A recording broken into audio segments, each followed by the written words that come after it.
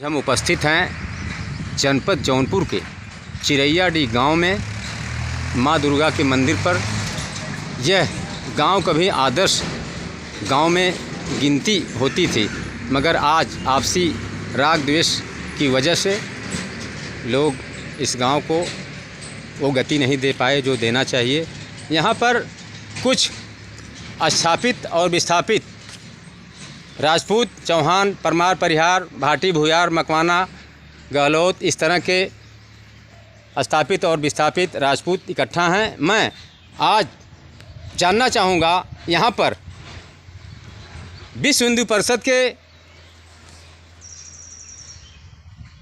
विभागाध्यक्ष हुआ करते थे ठाकुर सभाजीत सिंह। मैं इनसे जानना चाहूँगा कि आज के परिवेश में पहले लोग कहते थे कि राजा पेट से पैदा होता है, लेकिन आज तो राजा ओट से पैदा होता है। ऐसी स्थिति में जो स्थापित विस्थापित की दूरी बनी हुई है, यह दूरी कैसे समाप्त होगी, मैं इसके बारे में आपसे मैं जानना चाहता हूँ। कुछ इसके बारे में आप इस पर प्रकाश डालिए कि किस तरह से स्थापित विस्थापित राजपूतों की दूरी दूरी जो है कि कम होगी और ये हमारा जो है कि सामाजिक और राजनीतिक मजबूती बढ़ेगी। इसके लिए हमको एक सौहार्द चाहिए, अपना भाईपन चाहिए। हम जैसे एक किस्सा बता दे रहे हैं, यहीं कोदहरा की है। एक प्रजापति था और बरौना की एक जुड़ाहे की लड़की थी, दोनों में प्रेम हो गया था। हम लोग किसी प्रकार से उसकी शादी करवा करके बम्बई भिजवा दिए। बम्बई भिजवाने के बाद प्रजापति के परिवार के लोग कहने लगे, ये मोहम्मदन की है, इसका छुआ हम नहीं खाएंगे करेंगे। वो बेचारी प्रताड़ना को सुनते सुनते तेल फेंक करके स्वयं को जल गई। तो हमें इस समाज में सुधार लाना होगा।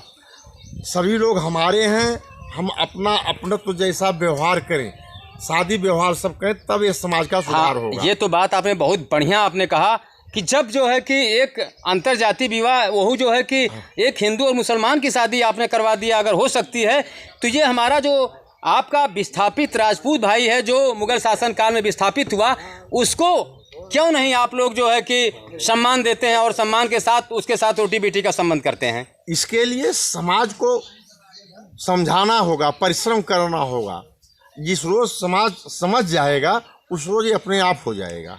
आपको ये भी पता होगा सन 1984 में राजपूत हितकारिणी महासभा का जो है विलय करवाए थे राजा कुंवर श्रीपाल सिंह जी सिंगरा मऊ प्रतापगढ़ में, और उन्होंने एक बात कही थी कि आप हमारे भाई हैं, आपका हमारा रोटी बेटी का संबंध होगा। लेकिन ये 36 साल बीत जाने के बाद भी ये कमी पूरी नहीं हुई। कारण क्या है, आखिर में किस तरह से पूरा होगा? उसका प्रचार और प्रसार में उसके कमी हुई। अच्छा, समाज में भ्रमण किया गया होता, प्रचार प्रसार किया गया होता तो काफ़ी सुधार होता।